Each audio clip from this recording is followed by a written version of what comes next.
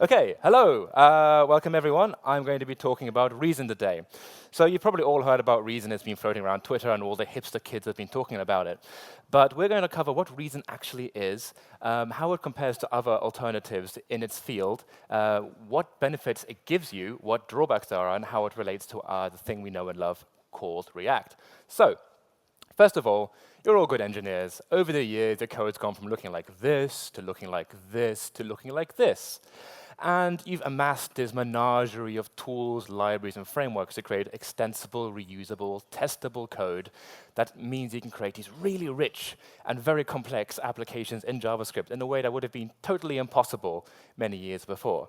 And you know, with these tools, you can kind of stick to core JavaScript and just bolt stuff on in a modular style. So you've got Flow for types and Babel, so you can reach into features from the future and pull them into now, and Prettier, so you don't kill each other over rules, although I guess with more configuration and Prettier, that's kind of back. Anyway, you're kind of happy because you've been able to write JavaScript almost as its core kind of identity. You can see the TypeScript people in the corner, but they're mostly Angular, and you've been happy being in this safe herd of just JavaScript.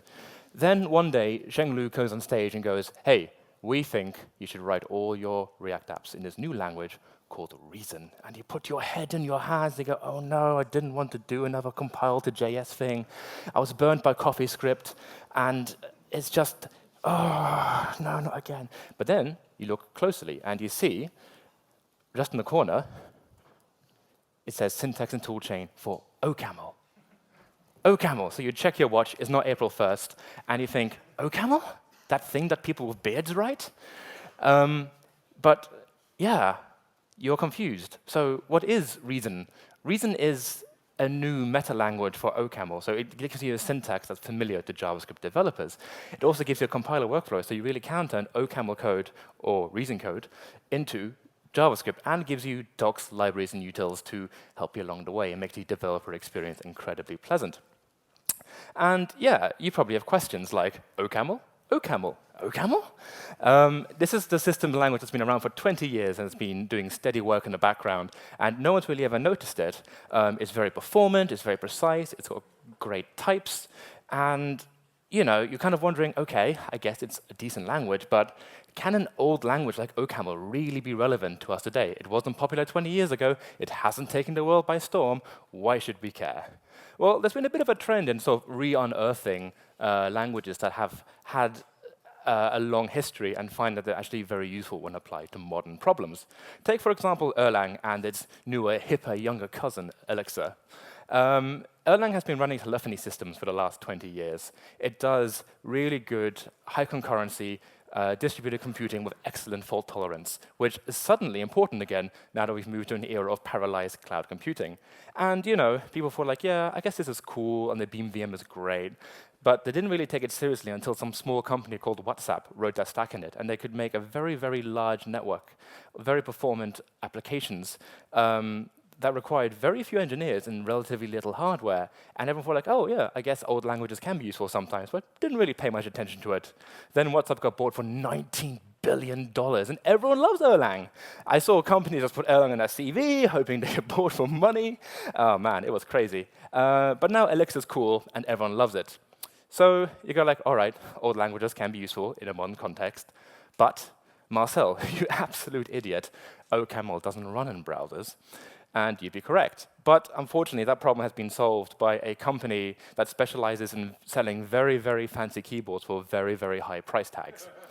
And they invented something called BuckleScript. Now, BuckleScript can take your code and turn it into JavaScript. And the fact that a huge portion of Bloomberg runs on JavaScript that's generated through BuckleScript, when they have a little bit of an incentive to have incredibly high correctness and performance, is foreshadowing for later slides.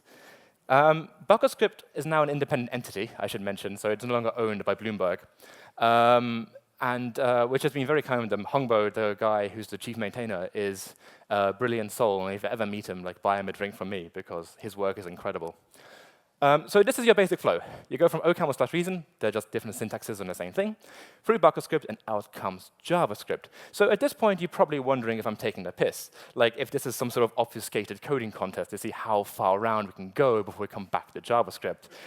But I assure you I'm not. So, OK, you can. But why should I write JavaScript applications in a meta language for a 20-year-old systems language that is compiled to JavaScript by a fancy keyboard company? Which is not a question I ever thought I'd find myself asking. But here we are. I guess the short answer is that Reason and BuckerScript together make this absolutely immense power couple that I have seen uncontestedly the best thing I've seen in a long time. Mangle that, wow. So there's always been alternatives to compiling to JavaScript, and they've all had their day in the sun. Some of them are still good. Like I really love Elm. CoffeeScript is probably the one that's been the most popular. Like LiveScript at the bottom is the one that's hurt me the most physically and emotionally. I had to dig out a very large grocery website from a LiveScript hell, and I haven't really recovered. So I'm very, very wary of these kind of solutions, right? I'm not going to jump here in 2 feet first and assume it's going to be all right. So if I was forced to sell you Reason as if I was a pushy salesperson, I would say, are you interested in lightning compilations, incredible performance, editor bliss, tiny bundle sizes? Do you want staggering type inferences, easy onboarding, 100% type soundness, joyful interop, native compilation, save your errors, sleeping 8 hours a night every night, and most importantly, to every developer in the room, we need our hipster cred. Otherwise, people won't think we're cool at parties. So, OK, fantastic. But what makes all these other compile-to-JS solutions have offered stuff like this before? What makes this one different? And I would say there's 4 key points that sort of make it stand out, either because it does it differently or in some ways, I think, inarguably better. So the familiarity, the types, the toolchain interop. And we're going to loosely go through these 4 in turn.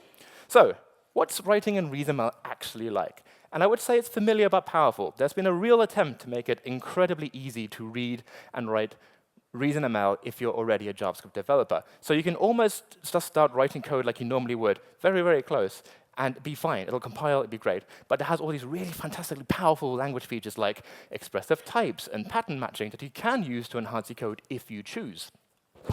I would also call it functional but permissive. So basically, you have all the bits you need to write pure functional code, but you're not forced to, so it's not like Elm.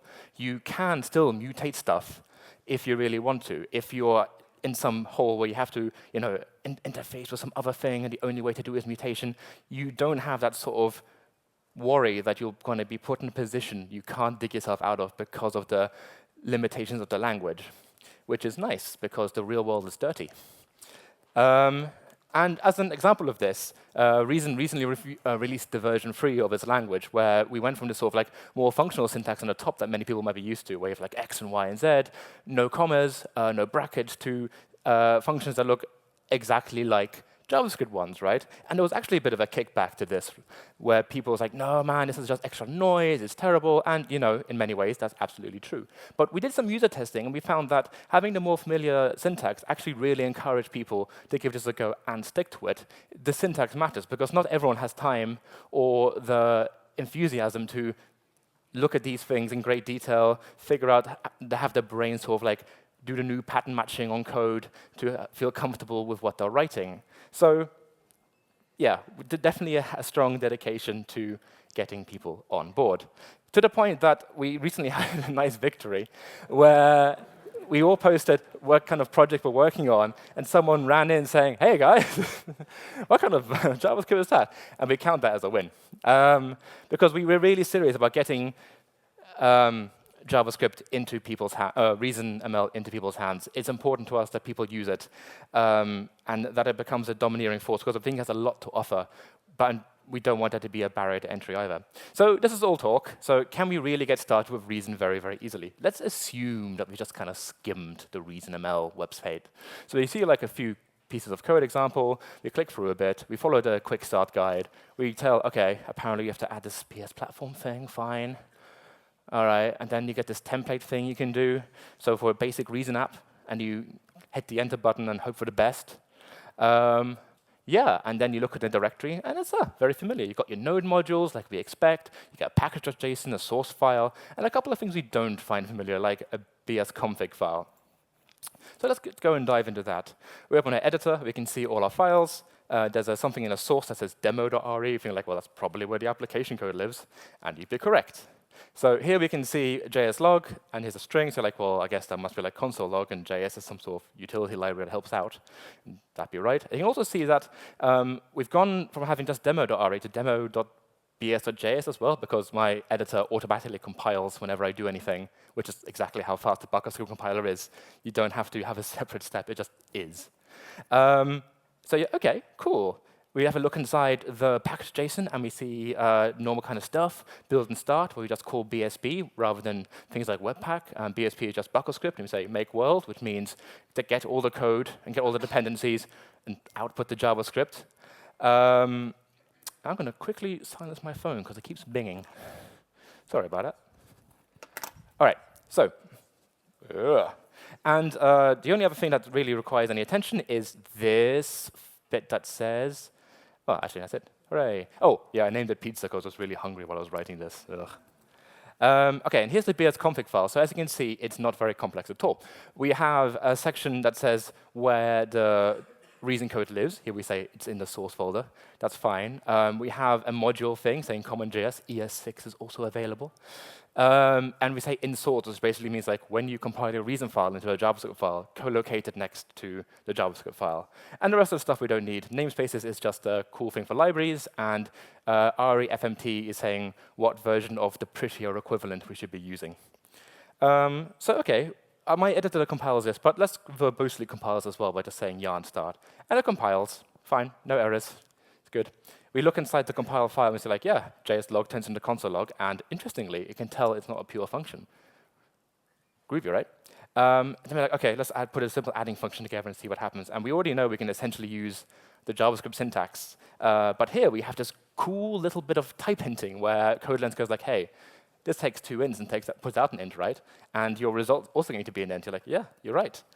Thanks, editor. You're a friend. And we look at the compiled output, and we see, like, yeah, we have an add function, and we have a result. And you can see it's pre-computed a result rather than actually putting the calculation into the output JavaScript, which is one of the many ways it generates really impressive performance. But most interestingly, it creates automatic exports for all the functions and variables you declare inside your file. So you can instantly import your reason output into other JavaScript files, which can be insanely useful if you have an existing code base. More on that later. Of course, the type system is also there to be your friend when you mess up or try anything naughty. So let's say, for example, that you go like, OK, I want to add the number 6 and the string 7 because of some unknown behavior, right? And then the compiler goes, whoa, whoa, whoa, you messed up. But it doesn't just tell you messed up. It tells you exactly where you fucked up, how you fucked up, and how to unfuck yourself. It's incredibly helpful. It's like having a pair program with you all the time, except they don't roll their eyes when you do something really naughty. By the way, audience poll, if you tried to add the number 6 and the string 7 together in JavaScript, what would the result be? That's right, the string 67, obviously. Thanks, type coercion. I'm sure, like somewhere, a small economy has crumbled because of this bug. Not bug, this behavior. Anyway, yeah. OK, cool. But this is sort of very basic stuff that we're familiar from with JavaScript. And we can write code as if it was JavaScript. But there are also all these amazingly powerful tools that Reason does offer us, some of which are shown here. So here we have something called variance and pattern matching, so we can define types and then have this sort of like switch on steroids with expressions that let us do certain behaviors, which would be impossible to do in JavaScript. In fact, Redux, in a lot of ways, is basically trying to implement this tiny piece of logic in a very, very roundabout way using string matching. So I'm not going to go and dive into these deep details of like what the language offers, because there's a lot of ground to cover, but I will happily bore your ear off in person later about it. OK, so I keep making a fuss about types. What does everyone go on about types? Well, types are incredibly useful once you have an application of a certain size or complexity. They can be a bit cumbersome initially and feel a bit like boilerplate when you are completely sure what's going on. But as soon as you have a long-living application, types give you so much. So as a real like basic overview, they give you fast feedback, and they give you confidence when you refactor, because if this type goes in and this type goes out, you kind of messed up the middle too much. You get all these cool tooling advantages, some of which we saw, like IntelliSense kind of stuff, type ahead, checking that your code's going to be good before you start. And I think more fundamentally, it also lets us think about our code as a data structures first, so data structures first with methods that work on it, rather than a bunch of methods that pass data around. And this is very important for managing complexity in larger applications, and people like Dijkstra and Linus have been talking about it for a long, long time. And the more I do coding, the more I'm kind of beginning to agree with them. Soon I'm going to grow like a big gray beard or something, I don't know. And of course, types aren't anything new in the JavaScript world. The two big players in the space are probably Flow and TypeScript. So as a quick show of hands, who here mostly uses Flow? OK, and who here mostly uses TypeScript? Ah, about equal. Nice. Yeah, two houses are like in dignity, you know? So what makes reason types better than these type systems? Well, I kind of half cheating on that because the Flow type system is written in OCaml. But reason means, if you write in reason, it means that types always have 100% coverage no matter what. You always have incredibly good type inference, like provably the best type inference. There's a very long paper you can read about it, but it has a lot of algebra in. And it's 100% type sound, by which I mean, if I say I'm a string, you can be 100% sure that this is definitely a string. Now, you might be like, what? Isn't that always the case? And the answer is no. For example, TypeScript isn't 100% type sound, which means you can't do some of the optimizations that Reason can. And you go, OK, fine, types are great, and confidence is great, and tooling is great, I guess. But you offered me quite a lot in that bullet point list, and where's the rest of it? Well, the rest of it comes mostly from tooling. And when I speak tooling, I mostly mean BuckleScript, because BuckleScript is a beast. Like, I find it hard to emphasize how amazingly wonderful this piece of tech is, right? It just needs a better logo. Someone work on that. OK, so there are lots of ways of comparing compilers, right? Or transpilers, or whatever you want to call them. One of which is speed. So BuckleScript compiles 10 times faster than TypeScript, which is already faster than Babel to most people. And this was actually quite a long while ago, and BuckleScript's gotten significantly faster. Now, benchmarking is hard, but copying tweets is easy. So here's a comparison about the kind of orders of magnitude difference you can expect. And the JavaScript as output is also significantly better. So here are two functions that do the same thing. On the left-hand side, we have JavaScript. On the right-hand side, we have OCaml. And we're going to smash the OCaml through BuckleScript and see what happens. So with any true, pure, functional language kind of thingy, you always expect a bit of a performance increase, which is why things like Elm are very performant. But the downside is because you have to have this like whole library about making sure this pure stuff works, Elm bundles can be quite large. So yeah, OK. The OCaml stuff through BuckleScript runs about 3 times faster. But what about size? So on the left, you have an immutable bundle, sure. But on the right, you still have to turn all that OCaml into actual JavaScript. Yeah. One is measured in kilobytes, and one is measured in bytes, right? There is a significant win to be had here, which is one of the things that has made Elm a bit more difficult to ship in some areas. Now, you might have questions like how? And that's actually a very, very long tail. But there are write-ups about how BuckleScript works on its wiki, GitHub wiki, which are very, very informative and fun to read if you're into that sort of Chomsky stuff. Another really neat thing you can do is make human-readable JavaScript output, which can be very reassuring if you ever want to have like, an escape hatch where you can run away from this language should it suddenly crash and the community burns. So, OK, we're going to prove this with a little test. I'm going to show you 2 pieces of code, one written by a human and one written by a compiler. I want you to tell me which one's written by the compiler through a show of hands. I'm going to show you both of them first, then we'll vote. This is number 1. This is number 2. OK, stick your hands up if you think number 1 was written by a compiler. Stick your hand up if you think number 2 was written by a compiler. About even. It was a trick question. They were both written by the compiler. The fact it was an almost 50-50 split says it's fairly convincing. I stole this joke entirely from a guy called Sean Grove, who is fantastic at both programming and looking incredibly handsome. follow him on Twitter, watch his videos. He's very elegant and eloquent. Well worth your time.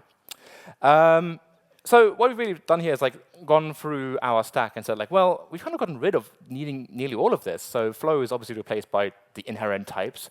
Babel, well, we have all these amazing language features that won't be in JavaScript until 2025. Oh, wow, that really got you, did it? Are you part of TC39? Yeah. With types and all the other tooling and Merlin and stuff, we don't really need ESLint because there's fewer things to go wrong. And Prettier is actually a descendant of ReFMT anyway, so that comes inbuilt. And on top of this, there's a bunch of stuff which we would call the meta language that Reason provides that isn't available inside JavaScript proper. Like, for example, an inbuilt language feature to handle deprecation of certain functions, for example. And Sheng Lu does a very long talk about taming the meta language that comes in 2 parts. So, prepare an evening. But it's well worth your time, and it's very clever. So again, like, yeah, OK, all these things are great, and like, that's fine. I can have a side project where I use it. But, I'm managing a 3-year-old React application. It's got 30 million lines of code. It has 300 million users a day. And like, yeah. Someone has to think about the real world. And I think this is the thing that really differentiates Reason over its competitors, which is very good interop. So all these tools have different levels of interop, right? For example, Elm, really lovely language. I love it to pieces. But its package manager is quite difficult, and getting your random JavaScript to work with it is quite hard. And you can't just pull down an npm package and go like, hey, it's going to work, right? But this is not true of Reason. So let's say you're in a bar and you both get a beer, but they come in different glasses because the wait staff like to mess with you. So you go like, all right, I'm drunk, and I'm going to prove to you my glass is bigger in Reason. So we want to figure out the volume of a glass, which we can do with like the value of pi, the diameter, and the height, right? Stupid example, but hey, that's what you get when you have one sleep-deprived presenter. And you go like, OK, fine. We have pi and diameter and height. But you go like, wait, I don't have to type in pi. 3.14 is 1, wrong, because it's imprecise. And 2, I'm sure like there's a math.py thing on a global, right? Yeah, of course there is. So you go like, well, can I get it in Reason? And the answer is, sure, through this thing called external. And external just lets you, as long as you can define the types going in and the types going out, you can pick things from any external place. So here we go to the DOM and go like, hey, man, I know you've got this math.py lying around. I know it's going to be a float. Give it to me. And I'm like, yeah, man, here you go. And now it's typed, and we can use it inside our Reason application. But this also works for things like other JavaScript functions. You just say like what types go in and what types go out, and you can pull them in. Some of you already have these type definitions for things like flow types and TypeScript definitions, and you can just use those to convert them into these things, and you're just immediately ready to go, which is fantastic for such a strictly typed language. It's not bothersome at all. And you can usually get the type bindings for a library done really quick, which is amazing, because it means the whole npm space is available to you with minimal effort, and someone's probably already done it. So you go, OK, that's nice and all. But what if I have to go really hardcore hacky? And you can even just drop raw JavaScript into your code if you really need to. Like, all these things are things you hope you don't have to do. But the reality is, when we have real projects with real requirements, often where we're put into corners via politics or legacy code, we want to have the ability to do something nasty rather than pretend that we can always be pure. And by having things like BS Raw, we give us the ability to say, like, OK, we can pick this technology for a production service and have the safety that if we need to go crazy, we can. We won't be held back by the language. And I think this is really helpful. This is very useful that these sort of escape hatches are everywhere throughout the language. Now, what about the other way around? What if we want to import Reason code into our JavaScripts? Well, remember that config file where you said, like, oh, what the suffix should be? By default, it's .bs.js. But how about we just change it to JS? And then we have the exports anyway from earlier, remember? So then we just get Webpack to bundle it together. We can import, this is our legacy Stein, which is written in JavaScript, and imports from our Reason Stein file that's automatically rebuilt every time the file updates. And there we go. We now have Reason code in our JavaScript. Amazing. No fuss at all. And of course, when we put it all together, we just use Webpack, and because we changed it to .js, we don't even have to write any additions to our loader. It just kind of works, which is fantastic. So you change your code to, oh yeah, make the make the reason into JavaScript first, then do all the Webpacking, and you're golden. Fantastic. And because the BSB step is monumentally quick, you won't notice the difference, which is nice. It's pragmatic. It's real. You can use it with real languages, piece by piece, and get benefits straight away. But I think this is some sort of React conference, so I'm sure you're wondering, can I use it with React? And the answer is, of course you can. It's made by Facebook. It has first-class support. There's even a Reason React page you can look at. It has wonderful coloring and nice examples. So let's build some React. But we really need a bit of motivation about our React project. We need something to guide us as we type these words. And, well, it's getting late. It's Saturday. You're in Berlin. And there's only one way to spend your night. You've got to get into the Berghain. But there's a problem. And that problem's name is Sven. Now, I work in software, so I'm not very cool. And I need all the help I can get. So let's have a look at what the documentation says. And documentation says, like, oh, you can make a native Reason React app. There's also a Reason React Native, so these words are definitely swirling around a lot. You can make Reason React app from the same create React app scripts, and it just makes a template for you. That's very useful. And you have the kind of commands. Oh, 2 minutes, right. You have the kind of commands that you're used to. Cool, so this is what a component kind of looks like.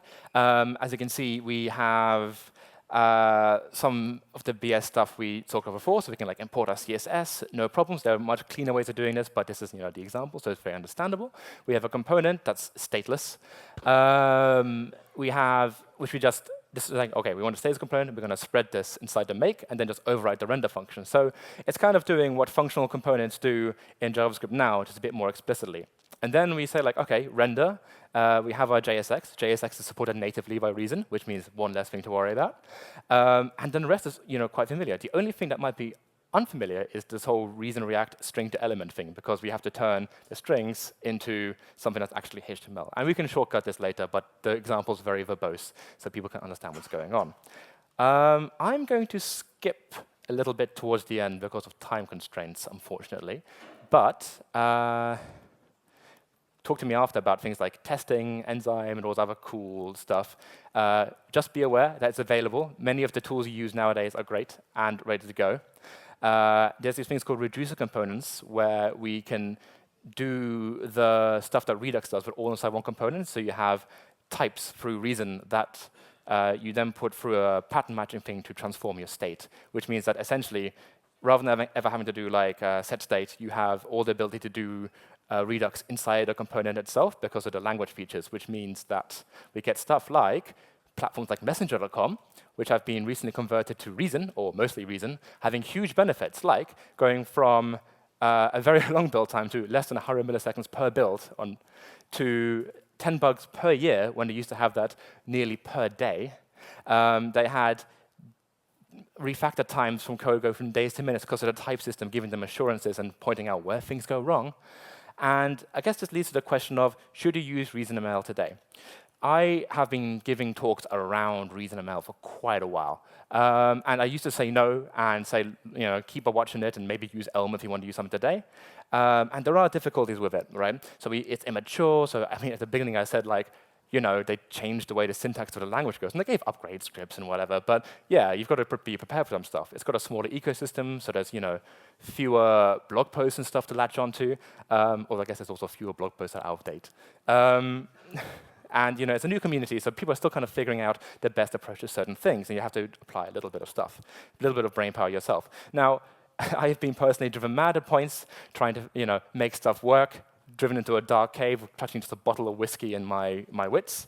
But I think we have to really try and step up our game as developers. I'm not entirely sure if you have to use ReasonML, but mediocrity kills. Like, it kills projects, it kills hope, and as JavaScript is running on more and more devices, things like pacemakers and airplane engines, we have to step up a little bit and make sure our code is confident and safe. I mean, conferences are supposed to be fun, right? We're here on a weekend, we're here to be inspired. If you just wanted to learn how to use a piece of tech, we go read a blog post. But the reality is that tools like Elm, tools like Reason allow us to make code that we can be happy to provide to other people in critical circumstances, since we're no longer just centering buttons on a page. But yes, ReasonML, fantastic dev experience. It is ready for production. If you're brave, if you're bold, I suggest it, and you will definitely, definitely, definitely get the hipster cred. All right, thank you very much. Thanks for listening.